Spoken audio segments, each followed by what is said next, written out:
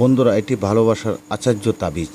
যদি কোনো মেয়েকে বা যদি কোনো সুন্দরী মহিলাকে বা আপনার প্রেম করছেন, ওই মেয়েটাকে আপনি আকৃষ্ট করতে চান বা আকৃষ্ট করতে চাচ্ছেন, তাহলে নিম্ন তাবিজটি আপনি লিখে নিজের হাতে ব্যবহার করবে, ইনশাল্লাহ ওই ব্যক্তি তার প্রেমে পড়ে যাবে।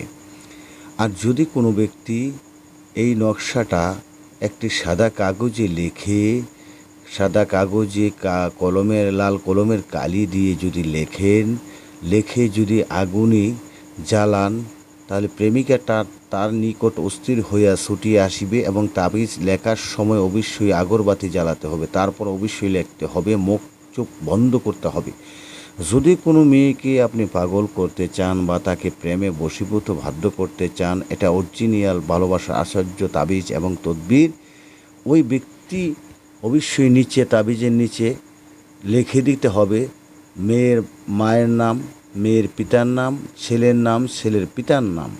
আমি আবারও বলছি, মেয়ের নাম, মেয়ের মায়ের নাম এবং ছেলের নাম, ছেলের পিতার নাম লিখে অবশ্যই আগুনে জ্বালাবেন এবং ব্যবহার করবেন। অতি সত্বর আপনার কাছে চলে